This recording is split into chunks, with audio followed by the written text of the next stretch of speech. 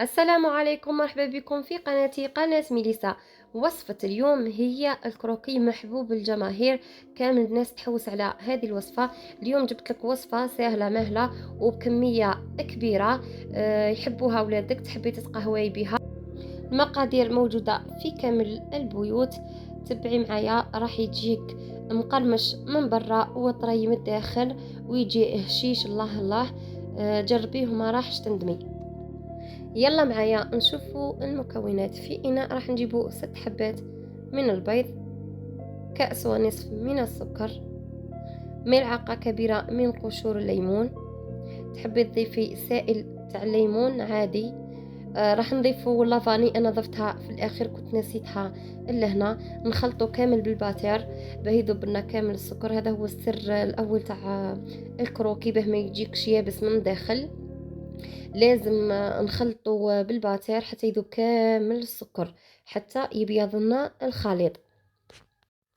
نضيفوا كأس ونصف من الزيت بالتدريج. البنات ما تضيفوهش على دفعة واحدة، نضيفوه بالدفعات ونقعدوا نخلطوا حتى يجلس لنا كامل المكونات. الطريقة راها واضحة في الفيديو. نضيف ملعقتين كبيرتين من المايزينا. ونضيف الفارينة وكيسين من الخميرة الكيميائية. كما راكم تلاحظوا البنات، نخلطوا كامل المكونات حتى يمتزجون بالخلاط اليدوي. نحركوا حتى يمتزج ويكون القوام كريمي. راح نضيف الفارينة بالتدريج. نلموها غير بالاصابع تاوعنا، ما ندلكوهاش. نضيفوها حتى تتلم لنا كامل العجينه. هنا راني ضفت الفاني باسكو نسيتها في الاول.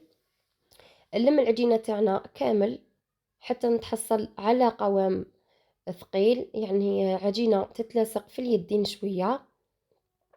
كي تولي تتلاصق لكم في اليدين نضيفوا شويه زيت باه نلموها، وما تغبنكمش كي تكونوا رايحين تحلوها، باسكو كي تولي تتلاصق يعني تولي تتلصق في اليدين بزاف وتكون طريه، يعني ما تساعدكش وما تخليهاش تتكور يعني، وتخليك تخدمي براحتك.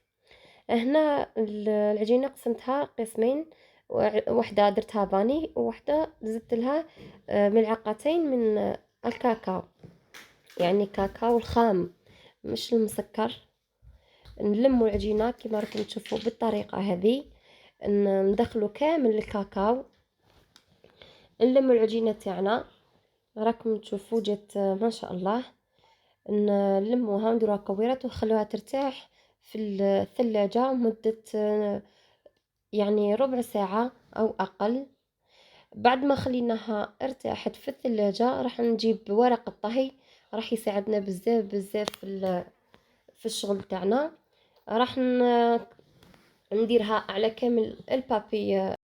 نجيبوا العجينه الثانيه نعملوا لها نفس الطريقه تاع العجن الاولى. الاخرى على كامل ورق الطهي. ونجيب نجيب العجينه الكاكاو ونحطها فوق العجينه الفاني ونديرها رولي، يعني رولي راها الطريقه واضحه. البابي راح يساعدكم يعني بزاف بزاف. راح نديرها رولي ونحطها في الصينيه تاعي اللي ندخلوها للفور.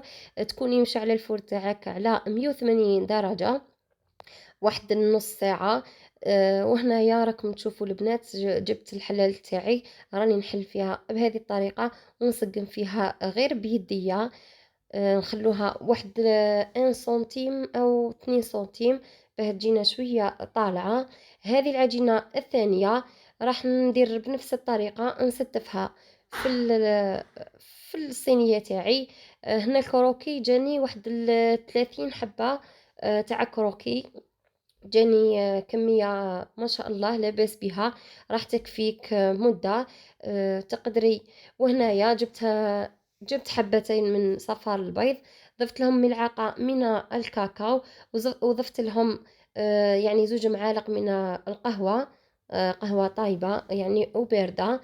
درتهم من الفوق وهنا راني ندير في الشكل كيما تحبي نتيا، اي شكل تحبيه ولا اي شكل تعرفيه ديريه. انا هذا واش خدمت الشكل تاعي.